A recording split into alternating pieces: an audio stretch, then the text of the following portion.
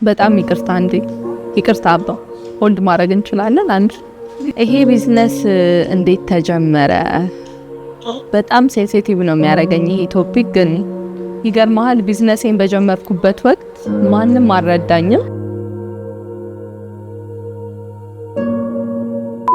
ሃይ ሄርሜላ እባላለሁ። የዚህ የሚያምር ፈርኒቸር ቤት ባለቤት ነኝ እና የብድር ሂደቱን እንዴት እንደወሰድኩ ያሳለፍኩትን ስትራግል በሙሉ አጫውታቸዋለሁ። ከልጅነቴ ጀምሮ በጣም የምመኘው አይነት ቢዝነስ ነበር። ቢዝነስ ለማስፋፋት ደግሞ እንደምታውቁት ፋይናንሻሊ በጣም ድጋፍ ያስፈልጋል። በተለይ ደግሞ ብድር ማግኘት በጣም ከባድ። እኔ እንግዲህ ብድሩን ያገኘሁት ከንስር ማይክሮ ፋይናንስ ነው። የሚያስፈልጉትን በሙሉ ዶክመንቶች ካሟላው በኋላ የሚገርማችሁ በአንድ ሳምንት ጊዜ ውስጥ ብቻ ነበር ብድሩ አልቆ እጄ ውስጥ የገባው እና መጀመሪያ ሾሩም አልነበረኝም ነበር። ከዛ በኋላ ብድሩን ወስጄ የምታዩትን ሾሩም ከፍቼ ለከስተመሮቼ እንግዲህ ተደራሽ ሆኛለሁ። ታዲያ ከንስር ማይክሮ ፋይናንስ ብድር ብቻ አይደለም የወሰድኩት፣ አለም የተባለ የሴቶች ቁጠባ አማራጭ አላቸው። እሱን አገልግሎትም እየተጠቀምኩ እገኛለሁ። በየወሩ በቆጠብነው ልክ 11% ወለድ አለው። ቢዝነሴ ላይም በጣም እየረዳኝና እየጠቀመኝ ይገኛል። በተለይ ሴቶች የንስር ማይክሮ ፋይናንስን የብድርም ሆነ የቁጠባ አገልግሎት ብትጠቀሙ ብዬ ሪኮመንድ አደርጋቸዋለሁ።